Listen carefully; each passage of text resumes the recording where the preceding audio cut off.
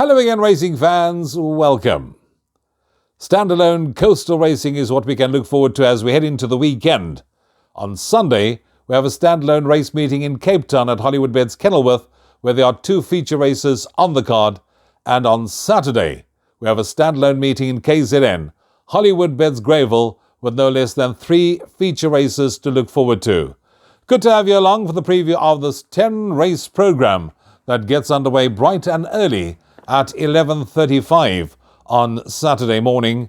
And for those of you that are going to be playing your Hollywoodbet Punted Challenge, don't forget to have those entries on and your selections through by 11:30 on Saturday morning. Play the bet slip, because that will put you in line to win that life-changing jackpot prize. Lots of racing action to get through, so let's put the blinkers on and get into it. First race, maiden juvenile plate for fillies. 12 runners will line up at the 1200-metre mark. And here, immediately my eye fell on the first-timers. The first-timer that caught my attention most was the one from the Dean Kannemeyer yard, number 2, Miss Sakura. And his comment is, include in exotics. And those comments have been supplied by the National Racing Bureau for horses that are having their first runs and those coming back from a bit of a break. And you can find them in all publications as well as on social media. Miss Sakura shortened from 1.82 into 1.25 to 1. I must admit, I like the horse that's got experience, and that's number 4, Dark Matter, from the stable of Robbie Hill. 1.67 into 1.52, so you can see there's precious little to choose between the two that find themselves top of the boards in the betting, because it's 6.25 to 1, bar those two. This horse placed in both starts. I enjoyed the way that this horse made the national improvement from first to second start. That was over the course and distance. Last time out when finding one just too good on the day, and that was 3 weeks ago. So the timing between then and this run, absolutely spot on.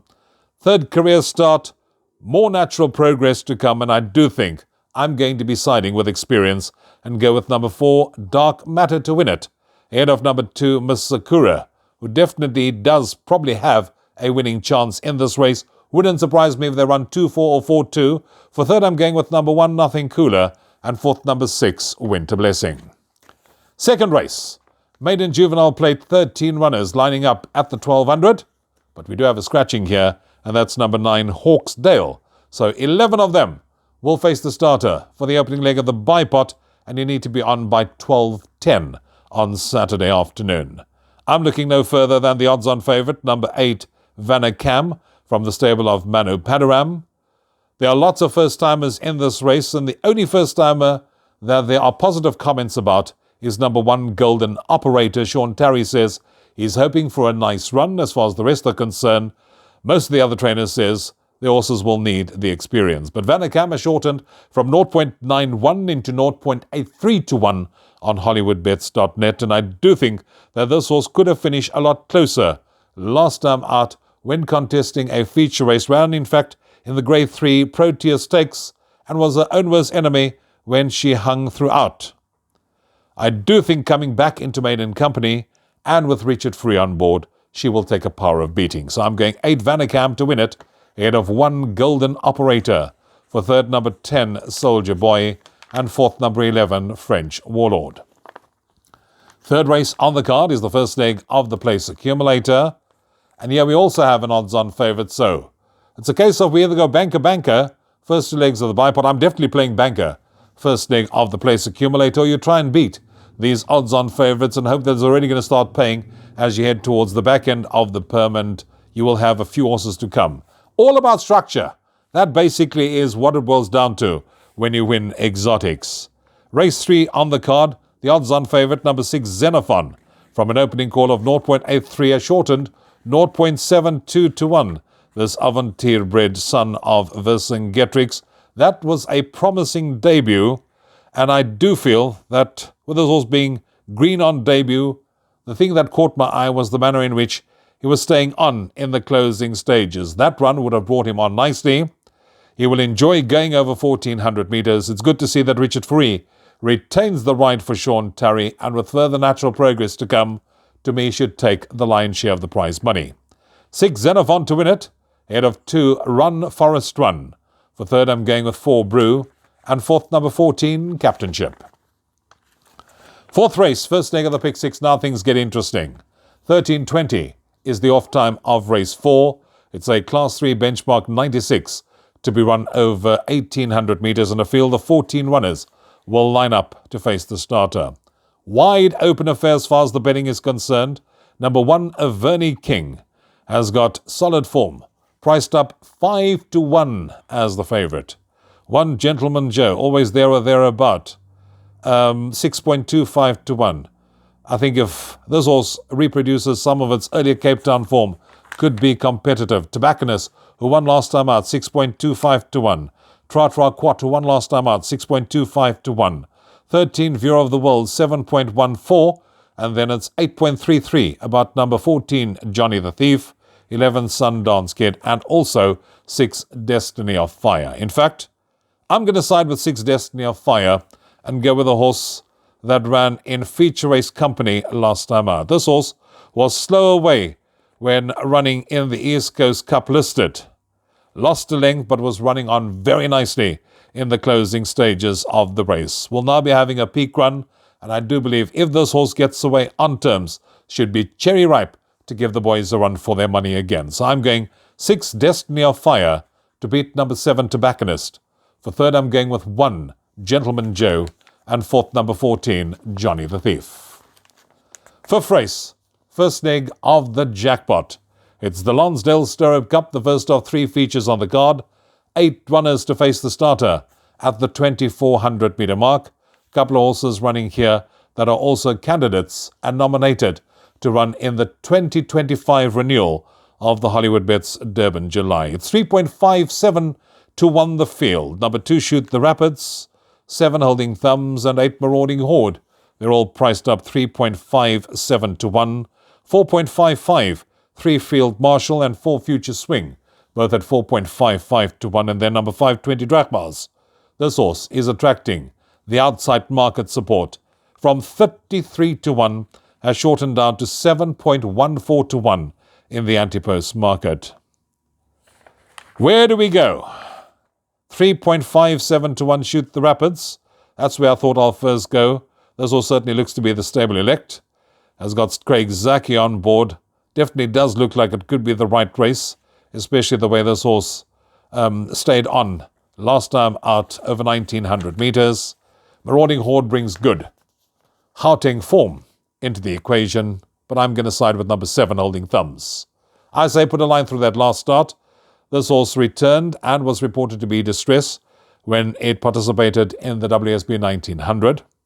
If one looks at the prior form, solid Cape Town form that this horse brings to KZN, I'm particularly interested in that penultimate run that this horse won over 2,400 metres and won it by 3 1/4 lengths. And I do believe if Holding Thumbs is allowed to dictate from the front, will be hard to peg back in the run to the wire. So I'm going 7, Holding Thumbs to win it, ahead of 2, Shoot the Rapids, 3, Marauding Horde, and 5, 20 Drachmas. That takes us on to race 6, the grade 2 on the programme. It's the Willavington 2000 for fillies and mares. 13 of them will line up at the 2,000 metre mark, and when I first had a glance at this race, I thought the horse with the undeniable chance of winning it is number 9, Gimme Everything. Currently the favourite at 2.27-1. I still believe that there's nothing stopping this horse from winning it for Dean Canamere. I asked a few people what they thought about this race, and more than one person has said to me, Little Susie. And I went, what? Little Susie? I didn't even give this horse a glance when I went through this race, and then I went to go and watch the fillies guineas. Little Susie turned into the straight stone last and was closing hand over fist in the run to the wire and got beaten 2.75 lengths by the winner. The manner in which this horse finished off certainly tells me we'll enjoy the step up to 2,000 metre mark, and this horse's mother, Susanna, won this race in 2018. So I can see why the Shrewdies are on to number 4, Little Susie. They may be right. This horse has shortened from 16.67-1. Odds have been slashed in half down to 8.33-1 in the market. I like the second choice in the betting, and that's number 1, Rainbow Lorikeet, currently at 6.25-1 in the anti-post market. I thought the booking of Andrew Fortune was a shrewd one. This horse, always there or thereabout, stayed on in the Sweet Chestnut Stakes last time out. And this horse is also subsequent to that one, had a gallop. That was on the 10th of May at Hollywoodbets Greyville. And both that run and the gallop would have brought this one on and be a lot fitter, having a second run after rest coming into the Willavington 2000. From pole position, we'll have the run of the race. And this also happens to be Candice Robinson's only runner on the day. And boy, oh boy, isn't that stable just firing on all cylinders. So I'm going with 1 Rainbow Lorikeet to win it, ahead of 9 Give Me Everything, 4 Little Susie, and 2 Hat's Queen. Takes us on to the big one of the afternoon, and that is the Grade 1 Daily News 2000 for 3-year-olds. 7 runners to line up at the 2,000 metre mark, and I'm looking no further than number 7, 8 on 18, the shortest bright favourite on the day, and deserves to be top of the bookmakers' betting boards. Stayed on strongly last time out over a distance short of his best. If you look at his form over this distance, he's 2 from 2 unbeaten. And to remind you that those 2 starts over this distance were the WSB Cape Town Met and the Cape Town Derby, and he won both those Grade 1 events. And I do think that this will be the 3rd Grade 1 he'll win this season. Confident selection, 7, 8 on 18 to win it, ahead of 1 Okavango. For 3rd, I'm going with 4 Spumante Dolce. Interesting to see Mike and Matthew de Kock bring their star filly to take on the boys in this race. And then for 4th, I'm going with number 3, Confederate. That takes us on to the 8th race on the card. And race 8 is a Class 3 Fillies and Mares benchmark 95. 11 runners to face the starter at the 1,200 metre mark. I'm going for the horse I went for last time out. We really got a run for our money, got beaten in the shadow of the post, and that's number 10, So Hot So What. 1.82 into 1.67 to 1. This horse, if you look at the record over this distance, for 3 starts, 2 wins over 1,200 metre mark. This horse was travelling like a winner last time out, only to get caught in the shadow of the post and be beaten by head by Bevis Delight. Second one after race, should strip her a lot fitter, has got solid form coming into the race. I'm looking no further. 10, So Hot So What to win it, ahead of 1 Bosom Buddy. For 3rd, I'm going 7 Disting, and 4th, number 5, Night Vigil. That takes us on to race number 9 on the card, and race 9 is a Class 4 benchmark 80. 17 runners carded, 14 plus 3 reserves. And when I looked at this race, I went to check the anti-post betting. It's a wide open affair. Very, very difficult end to the place accumulator and pick 6. So how are you actually going to narrow this down? I don't know, because you could probably make a case for 5 or 6 of them, which you're all more than likely going to have to include in this race. There's 3 Turbo Power at 4 to 1. Second run after race should strip her a lot fitter. 8 Honor the King. 1 from 1 over this distance, comes back from a bit of a break, so should be fresh.